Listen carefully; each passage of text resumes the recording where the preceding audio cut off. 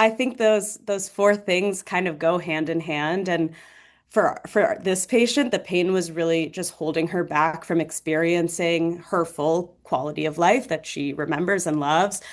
She's an athlete, a swimmer, a biker, a runner, and really just couldn't participate in those activities to the fullest extent.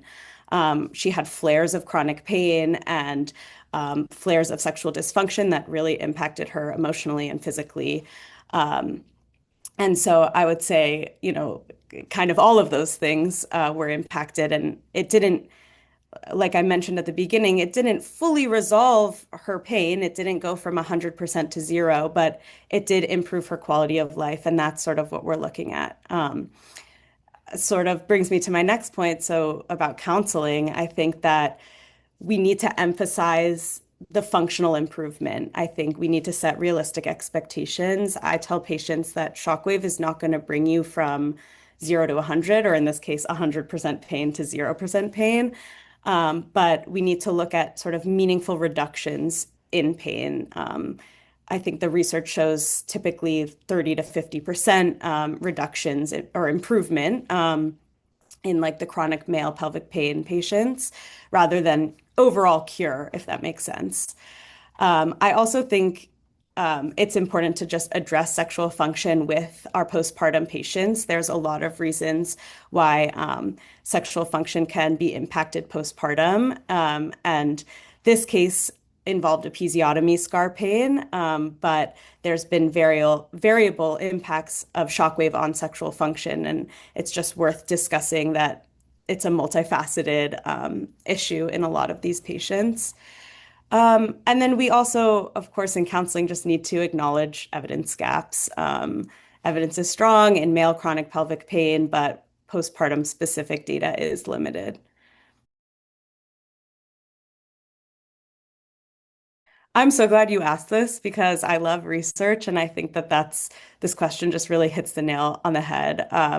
There's such a high prevalence of perineal trauma in postpartum populations. It's like up to 19% of women experience pelvic floor injuries after their first childbirth, and there are just limited effective treatments for chronic pelvic pain.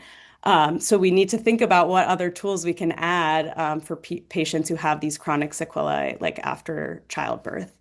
In my opinion, the way that we can move forward is by including high quality evidence, using randomized control trials with good sample sizes and long-term follow-up.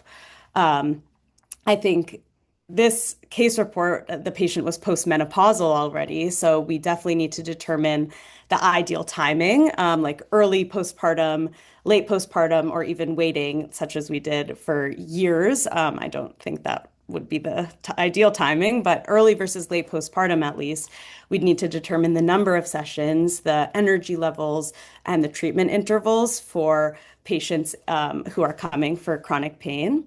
And then we also need to have good and robust evidence in lactating people. I think that's important to consider.